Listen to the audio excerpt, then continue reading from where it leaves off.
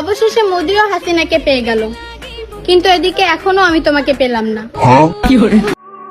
দেশ তো স্বাধীন হলো, এইবার যমুনা টেলিভিশনকে রাষ্ট্রীয় সম্মাননা দেওয়া হোক। বিজয় মিছিল শেষ করে ভাবছিলাম শান্তির একটা ঘুম দিব, কিন্তু যাওয়ার পথে শুনি আমার হিন্দু ভাইদের আত্মচিৎকার, তাদের নাকি মন্দির ভাঙ্গা হচ্ছে। সত্যি আমরা জাতি হিসাবে আজকে লজ্জিত।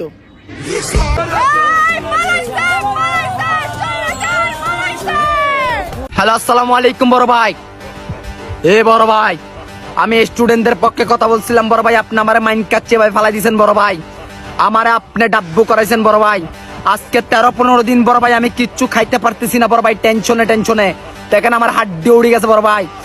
বড় ভাই, জয় তো আমাদের স্টুডেন্ট ভাইদের হলো, আমাদের হলো জয়। বড় ভাই, মাইন্ড কাটছে ভাই, ফালাইছিলেন বড় ভাই, কথাটা মনে রাখিয়েন। এই দেখেন স্বাধীন বাংলাদেশে স্বাধীনভাবে আমি নিঃশ্বাস নিচ্ছি। বড় ভাই, কল লাখেন, কল লাখ।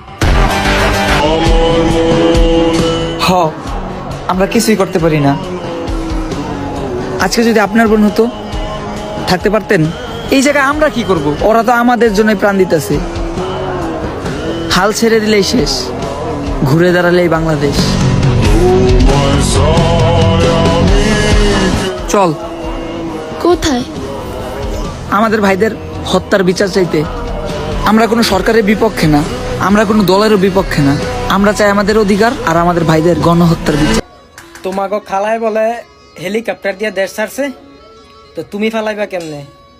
পাসপোর্ট আছে না সোরা বিষয় লাগামু? অবশেষে ছাত্রদেরই জয় হইল, আমরাই জিতছি। আমাদের এই আন্দোলন সফল হয়েছে।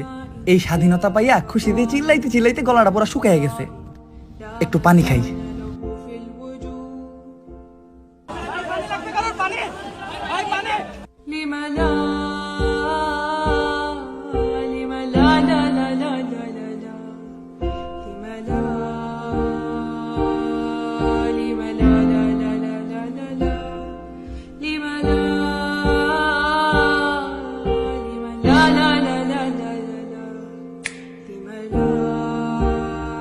ওই লাঠিফালা যা আছে সবকিছু নিয়ে বের হ। কিরে, কোথায় যাওয়ার জন্য বেরোস? ভাই, ওরা ক্ষমতা থাকা অবস্থায় অনেক কিছু করেছে, এবার আমাদের পালা। আচ্ছা, কোনোভাবে কি এসব বাদ দেওয়া যায় না? কি বলো ভাই, ওরা আমাদের এত রক্ত ঝরিয়েছে, ওদের এত সহজেই ছেড়ে দেবো? আমার আল্লাহ তাআলা স্বয়ং বলেছেন যে আমার বান্দা গুনাহ করতে পছন্দ করে আর আমি ক্ষমা করতে পছন্দ করি। তো আমার আল্লাহ যদি বান্দার এত বড় থেকে বড় গুনাহ ক্ষমা করতে পারে, তাহলে আমরা সাধারণ মানুষ হয়ে কি কিছু মানুষের ভুল ক্ষমা করতে পারি না? কিন্তু ভাই, ওরা তো আমাদের অনেক মায়ের কোল খালি করে দিয়েছে, সেই বিষয়ে কি বলবে তুমি? এখন না জানি তুই গিয়ে কত ভাইয়ের রক্ত ঝরিয়ে তাদের মায়ের কোল খালি করে দিবি। এতে যারা মারা গেছে তাদের মায়ের কোলে কি আবার তাদের সন্তান ফিরে আসবে? এবার উল্লাস থামান। দেশের অনেক মন্দির আঘাত করা হচ্ছে। একজন প্রকৃত মুসলিম কখনো এই কাজ করতে পারে না, মনে রাখবেন। ইসলাম ধর্ম কখনো অন্য ধর্মকে ছোট করা শিখায় নাই।